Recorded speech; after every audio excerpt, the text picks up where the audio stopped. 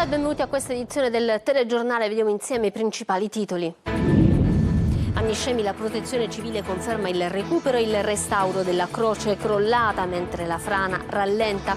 99 famiglie però non potranno più rientrare nelle loro case. 3 scuole in zona rossa non riapriranno. Tra sopralluoghi, droni e studi satellitari prende forma la gestione dell'emergenza. Circonvallazione della disperazione, catanesi esasperati e prigionieri del traffico per gran parte della mattinata, colpa di lavori di potatura vicino al Tondogeni. Anche le ambulanze sono rimaste bloccate, si riaccende il nodo su organizzazione e gestione dei lavori. A Catania si spara ancora, stavolta in via della Concordia, in pieno giorno, ferito alla gamba un parrucchiere di 27 anni che però dà una versione che non convince gli investigatori. Il ragazzo era ai domiciliari con permesso di lavoro. Sempre a Catania un maresciallo dei carabinieri è stato aggredito con pugno al volto da un cittadino richiamato per un comportamento sospetto. L'aggressore è stato arrestato ma messo ai domiciliari. Decisione contestata dal sindacato SIM che parla di un segnale di inaccettabile impunità. A Palermo parla il commerciante pestato da una banda di undicenni. Potevano anche uccidermi. Questa città fa paura. Lo psicologo, i ragazzini si scatenano in gruppo sentendosi protetti. Da soli vivono insicuri e in balia dei social. Arte, tesori impressionisti, Monet e la Normandia è la nuova mostra della Fondazione Federico II al Palazzo Reale di Palermo.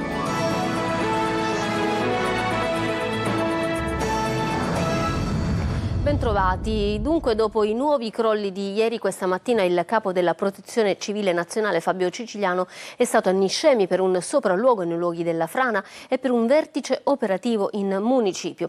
È confermato che la fascia più vicina al fronte non sarà più abitata. 99 famiglie dovranno lasciare definitivamente le loro case e 3 scuole non riapriranno più. Tra droni, studi satellitari e ricollocazioni prende forma la gestione dell'emergenza. Tutto nel servizio di Gerritalia. Niscemi si sveglia con le nuove ferite della frana. I segni dei nuovi crolli di ieri sono evidenti, così come l'assenza della croce in pietra precipitata a valle e diventata simbolo di una comunità oggi sospesa tra paura e attesa. Questa mattina sul posto il capo del Dipartimento Nazionale della Protezione Civile Fabio Ciciliano per un sopralluogo tecnico e un vertice operativo con il sindaco e i vertici regionali. L'arretramento della frana c'è ma sta rallentando e la Protezione Civile esclude al momento pericoli immediati per le persone. Il corpo di frana continua a scendere verso Gela anche se sta rallentando, ma questa è una cosa che non interessa l'assistenza alla popolazione perché scivola verso Gela, ma ci sono 3-4 aziende agricole, non sono urbanizzate, non ci sono cittadini, quindi dal punto di vista del rischio, il rischio per i cittadini non c'è. Tra le decisioni più importanti, quella che riguarda la fascia più esposta. I primi 50 metri a ridosso del fronte di frana non saranno più abitati, un provvedimento che segna un punto di non ritorno per molte famiglie. 99 nuclei familiari di composizione diversa, che quindi hanno la necessità di occupare case di dimensione diversa. Quindi bisogna fare in modo, fare scopa tra quelle che sono le dimensioni, i dimensionamenti delle nuclei familiari da un lato, con quelle che poi sono le case che riescono ad essere disponibili. Intanto sono in corso 2 studi satellitari per monitorare i movimenti del terreno e valutare la stabilità delle altre 2 fasce. Nel frattempo, per recuperare gli oggetti personali delle case inaccessibili, verranno utilizzati droni e squadre speciali di polizia. Altro capitolo delicato è quello delle scuole. I 3 istituti in zona rossa non riapriranno più. Si apre così un confronto con la comunità e con l'amministrazione per la realizzazione di nuove strutture. E poi la croce caduta verrà recuperata e verrà restaurata. Una scelta condivisa con il sindaco Massimiliano Conti per restituire alla città un simbolo di speranza. Sarà recuperata e sarà poi restaurata e verrà restituita alla comunità e ai cittadini di Niscemi. Ne ho parlato con il sindaco perché è giusto che i simboli poi abbiano una loro significatività. Rimaniamo a Niscemi sempre con Gerry Italia che ha raccolto i ricordi e le voci di chi sta raccogliendo i pezzi anche attraverso alcune foto. Indubbiamente le cose che ci serviranno per il prossimo futuro, da qui a 15 giorni a un mese, adesso non so quantificarle, e quelle pergamene delle lauree dei miei figli, che sono costate tanti sacrifici a loro e sono costate tanti sacrifici ai genitori. Foto, le videocassette, tutto quello che è stato il mio passato. Le altre cose, l'abbigliamento, penso che mi mi sento meno legato a queste cose, ecco, al quotidiano. Quelli sono i ricordi. Più importante è la foto di mia mamma che è morta a dicembre scorso. Non ho niente, ma una maglietta magari da tenermi, da stringermi. E la vorrei con me, ma meno male che non ha visto tutto, perché una seconda volta non l'avrebbe sopportato. E intanto l'Autorità per l'Energia e l'Ambiente ha sospeso per 6 mesi il pagamento delle bollette di luce, gas, acqua e rifiuti per i cittadini in Calabria, Sardegna e Sicilia colpite dalla recente ondata di maltempo. Tra gli esentati il comune di Niscemi e il litorale ionico devastato dal ciclone Harry. Le bollette non sono annullate, dovranno essere pagate al termine della sospensione con la possibilità di rateizzazione. Il 19 febbraio parte il programma di risanamento del lungomare di Santa Teresa di Riva.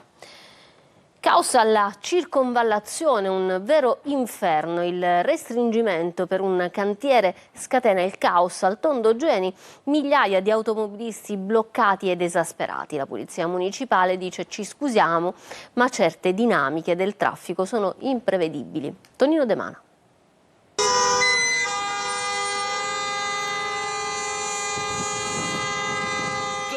A tutto spiano, auto e mezzi a 2 ruote fermi, ambulanze bloccate, imprecazioni degli automobilisti al volante e sui social. Il caos è servito sulla circonvallazione di Catania per una mattinata da incubo, anzi infernale, per quanti hanno avuto la sventura di percorrere uno dei tratti più congestionati della Sicilia orientale. È all'altezza di Tondo Gioeni, dove sono in corso lavori di rigenerazione urbana, che il restringimento per la presenza di un cantiere scatena il putiferio. Il cantiere può aver creato un rallentamento iniziale che si è in un certo senso autoalimentato per il grande quantitativo di veicoli che sono arrivati questa mattina, sicuramente non previsto. In poco tempo, considerata l'ora di punta, si riversano e si bloccano migliaia di mezzi in direzione di marcia, ogni da mister bianco. C'è chi scende anche dal taxi per proseguire a piedi. Sono partita dalla stazione centrale con il taxi alle 8-10 e sono arrivata qua alle 9-10, però mi ha fatto scendere là e sono arrivata a piedi. Oltre 2 ore per percorrere pochi chilometri a cascata si paralizza il viale Mediterraneo con code quasi fino al casello di San Gregorio e si intasano anche le cosiddette strade alternative, poche per la verità, colpa pure di un incidente senza feriti in via Nizzeti, non distante dalla circonvallazione. Automobilisti sull'orlo di una crisi di nervi. 2 ore che siamo bloccati da Cireale per arrivare qua, 2 ore. Complimenti allora al Comune di Catania. Era meglio starsene a casa, arrivederci. Sul posto arriva direttamente il vicecomandante della Polizia Municipale Blasco che fa chiudere un torno indietro. Ha giocato anche il fatto sul rallentamento, il primo torno indietro in direzione a Cicastello che ha creato una specie di tappo. Oltre 2 ore d'attesa e cittadini inviperiti, cosa vi sentite di dire? Ci possiamo sentire dire, chiedere scusa a nome dell'amministrazione, però comunque ripeto, si tratta di un evento assolutamente imprevisto. A Catania si continua a sparare, colpito alla gamba un uomo di 27 anni in via della Concordia. La sua versione però non convince gli investigatori. Domenica scorsa ha ferito a colpi di arma da fuoco un 48enne al villaggio d'Usmet. Luca Ciliberti. Un colpo accidentale o un avvertimento? La polizia di Catania indaga su una nuova sparatoria avvenuta in via della Concordia. La vittima è un 27enne che lavora in un salone per parrucchieri e che è stato trasportato da un conoscente in scooter al pronto soccorso dell'ospedale Garibaldi Centro. L'uomo è agli arresti domiciliari ma ha un regolare permesso del Tribunale per lavorare. La sua versione però non convince gli investigatori. Ha raccontato che avrebbe sentito qualcuno litigare in strada e quando è uscito per vedere di cosa si trattasse sarebbe stato ferito alla tibia con un colpo di arma da fuoco. A quel punto poi non è riuscito a fornire ulteriori dettagli ai poliziotti che lo hanno sentito in ospedale. Secondo altre fonti invece il 27enne sarebbe stato colpito al culmine di una lite fuori dal salone. Sul posto è intervenuta la squadra volanti e adesso le indagini li segue la squadra mobile. Un'altra sparatoria è avvenuta domenica scorsa sempre a Catania, all'interno del villaggio d'Usmet, ferito alla coscia un uomo di 48 anni già noto alle forze dell'ordine, accompagnato da un conoscente all'ospedale Cannizzaro per essere medicato. Qualche settimana fa, in via del Passero, nel quartiere San Giorgio a Catania, i carabinieri sono intervenuti su richiesta di un uomo che ha trovato il parabrezza della sua auto danneggiato da un proiettile, mentre altri 8 bossoli sono stati rinvenuti sull'asfalto. Ancora violenza, questa volta ai danni di un maresciallo dei Carabinieri che era fuori servizio ed è stato preso a pugni per aver richiamato una persona che si muoveva con fare sospetto vicino ad un garage a Catania. L'aggressore è stato arrestato. Desiree Ferrito. Carabiniere aggredito e picchiato brutalmente a Catania per aver richiamato una persona che si muoveva con fare sospetto vicino al garage di un condominio, nonostante si fosse qualificato.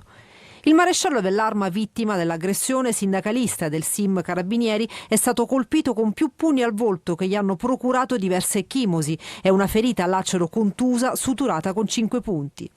A renderlo noto il sindacato italiano militari SIM Carabinieri, che parla di grave episodio di violenza inaudita. Dopo l'aggressione l'uomo si è allontanato verso un chiosco nelle vicinanze, continuando a inveire pubblicamente contro l'Arma con insulti e frasi oltraggiose. Grazie al tempestivo intervento dei colleghi allertati dal maresciallo, l'aggressore è stato individuato e sottoposto agli arresti domiciliari. Per il sindacato l'applicazione di una misura meno afflittiva rispetto alla custodia in carcere rischia di lanciare un segnale di impunità, specialmente quando la vittima è un operatore di polizia che agisce per tutelare il decoro e la legalità anche fuori dal servizio attivo. E non si ferma neanche la violenza nelle carceri. In mattinata nella casa circondariale di Siracusa a Cavadonna aggrediti vicecomandante e agente che tentavano di far tornare nella sua cella un detenuto che da ieri aveva deciso in autonomia di cambiare piano. Ci racconta tutto Francesco Loi. Il carcere è sempre più teatro di aggressioni. Ancora una, l'ennesima a Cavadonna. Nel penitenziario di Siracusa questa volta vittime sono stati il vicecomandante ed un agente. Per quest'ultimo lussazione della spalla e 7 giorni di prognosi. Tutto perché un detenuto aveva deciso di cambiare cella senza alcuna autorizzazione. Quando gli è stato ordinato di tornare nel blocco 10, dove doveva stare, ecco le violenze. Con lui anche gli altri detenuti della cella del blocco 20, scagliati contro il personale. A Cavadonna, se non è emergenza, poco ci manca. Già qualche settimana fa altri casi di violenza avevano portato il carcere alla ribalta. Ormai di questa aggressione non se ne può più. Bisogna che ci siano pene certe su queste aggressioni, perché la questione non può continuare in questo modo. E tra carenze di organico e di rispetto per le divise, ormai nelle carceri diventa sempre più difficile lavorare. Ho avuto paura, potevano anche uccidermi, parla il commerciante che è stato selvaggiamente aggredito a Palermo da una banda di ragazzini. Sono preoccupato, aggiunge, per il futuro di questa città. Sentiamo Marco Gullà. Se tu vedi 11 bambini, per me 11 bambini, non vai a pensare che possano essere 11 delinquenti.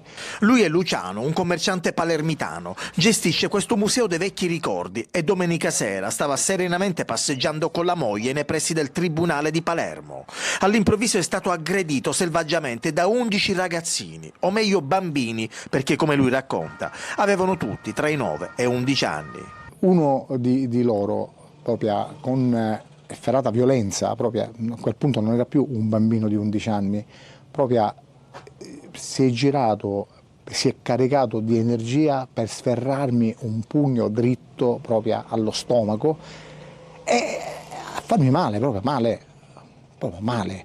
C'è proprio un'azione premeditata, un'azione che ritengo veramente fatta per volermi far male e soprattutto per volermi separare da mia moglie, perché l'intento, e ne sono convintissimo, era quello di essere rincorsi, in modo tale poi da lasciare io mia moglie sola e loro poi avrebbero potuto fare lo scippo, insomma non funziona questa cosa. Ancora violenza a Palermo e a compierla sono sempre più i giovanissimi. Luciano si ritiene addirittura fortunato. Pensi pure che a 11 anni poteva anche avere un coltello e che quindi anziché sferrarmi semplicemente il pugno mi dava una coltellata e mi lasciava a terra e lì c'era poi la tragedia. Ma perché i giovanissimi in branco sono sempre più protagonisti di pestaggi e di atti vandalici? Lo abbiamo chiesto ad un esperto, il quale ha risposto: il gruppo dà protezione da soli, i ragazzini vivono insicuri e in balia dei social. Sentiamo Giusy Lazzaro. Sempre più piccoli e sempre più violenti. Da Palermo a Catania, gli ultimi fatti di cronaca raccontano di raid punitivi e atti vandalici su negozi e arredi urbani. Spesso agiscono in gruppo e diventano pericolosi. Il gruppo diventa modello di identificazione sulle scelte comportamentali. Quindi se siamo tutti insieme possiamo fare tutto quello che riteniamo e possiamo imitare quello che già abbiamo visto fanno altri gruppi più adulti, quello che già abbiamo visto fare attraverso i social. Se siamo da soli siamo insicuri, incapaci, senza alcun modello e naturalmente siamo anche vulnerabili. Mancano i modelli di riferimento, la carenza di stimoli. Faccio riferimento alla carenza della presenza di modelli educativi che dovrebbero scaturire da un lato dagli istituti scolastici e dall'altro dalla famiglia. L'assenza di questi modelli porta questi ragazzini a introiettare come modelli adeguati i modelli devianti. In aumento anche casi di cyberbullismo tra i giovanissimi che si sfidano sui social. Il GIP ha rinviato a giudizio l'avvocato ottantenne Antonio Messina, finito in carcere ad aprile scorso con l'accusa di associazione mafiosa. Secondo i PM sarebbe lui il Solimano di cui con uno pseudonimo il boss Messina Denaro e l'amante Laura Bonafede parlavano nei pizzini. Messina avrebbe gestito i soldi della famiglia mafiosa di Campobello di Mazzara, garantendo a Matteo Messina Denaro il sostentamento economico durante la latitanza. Andiamo al report perché Palermo è la città con l'aria più inquinata d'Italia, più di Milano e di Napoli. Pensate, il livello di polveri sottili denunciato nel report, appunto nel rapporto Malaria di città di Legambiente, oltre alle conseguenze negative sulla salute dei cittadini, sono sempre più lontani gli obiettivi europei. Orazio Longo. Palermo maglia nera con 89 sforamenti dei limiti giornalieri di PM10, il particolato atmosferico capace di penetrare nel tratto superiore dell'apparato respiratorio. Critica la situazione a Ragusa con 61 sforamenti. Sono i dati del rapporto Malaria di città 2026 di Legambiente. Secondo l'associazione che ha analizzato i dati delle ARPA regionali, lo smog nelle città italiane diminuisce ma non abbastanza da cambiare davvero rotta. Sono 13 i capoluoghi di provincia che nel 2025 hanno superato i limiti giornalieri di PM10 contro i 25 del 2024, ma in Sicilia la situazione non è rosea. Rispetto ai target del 2030, Palermo, Catania e Messina sono obbligate a ridurre le concentrazioni di biossido di azoto rispettivamente del 39, del 33 e del 26%. In ambito urbano le principali fonti di NO2, gas inquinante altamente tossico e irritante per le vie respiratorie, derivano dai processi di combustione, in particolare dal traffico veicolare, automobili e soprattutto veicoli diesel che rappresentano la quota maggiore delle emissioni, seguiti dagli impianti di riscaldamento civili e industriali e dalle attività portuali. Secondo i dati dell'Agenzia Europea per l'Ambiente, nel 2023 le morti premature attribuibili all'esposizione a biossido di azoto sono state 106 nell'area urbana di Palermo, 92 a Catania e 9 a Messina. Necessari interventi strutturali urgenti, dice Tommaso Castronovo, presidente di Legambiente Sicilia, tra questi quello di potenziare il trasporto pubblico locale e regionale di massa e estendere le ZTL. Diego Bivona, ex dirigente ERG ed ex presidente di Confindustria Siracusa, è stato eletto oggi all'unanimità presidente di Confindustria Sicilia. Succede a Gaetano Vecchio, che ha completato il mandato. Bivona è un chimico ora impegnato nel settore della sanità privata. E l'equipe Orizzonte piange la scomparsa di Giorgio Bartolini, storico presidente del club, figura di riferimento per la squadra di pallanuoto femminile più titolata di Italia. Sotto la sua guida l'equipe Orizzonte ha trovato una casa e una dimensione familiare che hanno permesso alla società di continuare a scrivere pagine importanti della propria storia. Era travolgente stare in mezzo a noi, lo ricorda così appunto la sua squadra. Andiamo al Canicattì, ripresa a singhiozzo la distribuzione dell'acqua dopo la protesta di ieri. Resta altissima la tensione tra i cittadini per una crisi idrica senza fine. Davide Sardo. Riprende il servizio di trasporto idrico a Canicattì, ma l'emergenza non è ancora rientrata. Da questa mattina le autobotti sono tornate operative dopo l'accordo raggiunto tra AICA, gli operatori accreditati ed il sindaco Vincenzo Corbo al termine del confronto istituzionale.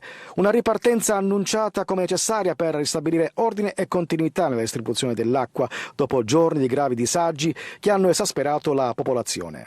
Sta assetando la provincia, Canicattì in particolare, quindi c'è da adottare sistemi, diciamo così, straordinari per cercare, questa è un'emergenza. Facciamo conto che domani mattina tutti i cittadini di Canicattì sono bravi e fanno tutti i contratti.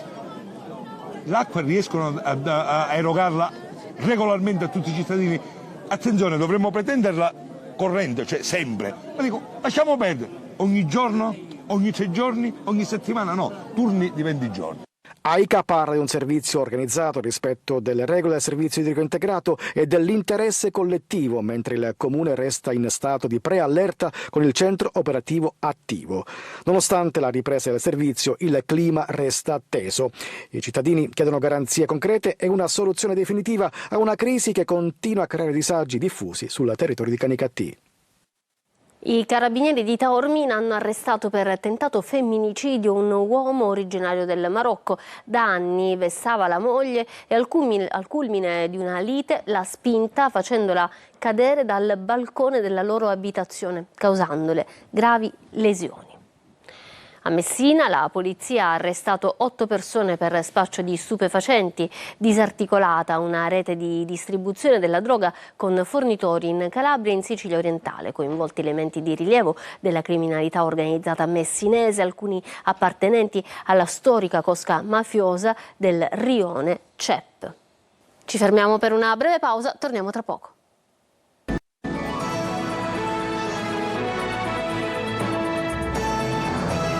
Ritorniamo in studio con l'arte, tesori impressionisti, Monet e la Normandia e la nuova mostra della Fondazione Federico II a Palazzo Reale di Palermo. Ce ne parla Orazio Longo.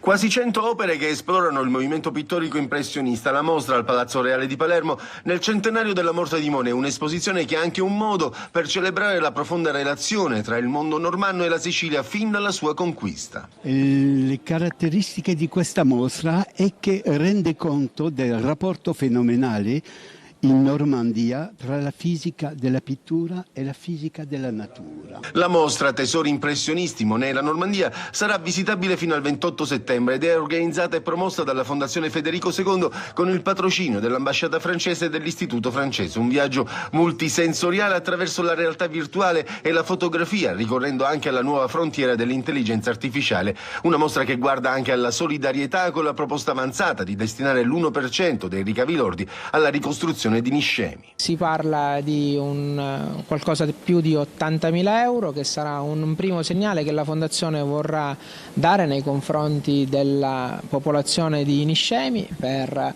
una parte chiaramente minima di quella che è la ricostruzione, ma come diceva Don Pino Puglisi, il poco di tanti può fare grandi cose.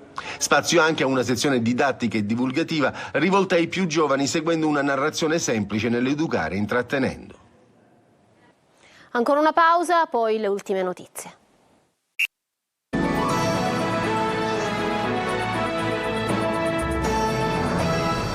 Ancora di nuovo in studio, prima di chiudere ancora una notizia legata al meteo, ad una allerta della protezione civile, perché una perturbazione in arrivo dall'Atlantico interesserà domani le isole maggiori e la Calabria, con precipitazioni più frequenti ed intense sui versanti tirrenici, associate a un rinforzo anche dei venti. Lo indica un'allerta meteo della protezione civile. L'avviso prevede dalla mattinata di domani venti da forti a burrasca su Sardegna, Sicilia e Calabria, con possibili mareggiate lungo le coste esposte. Le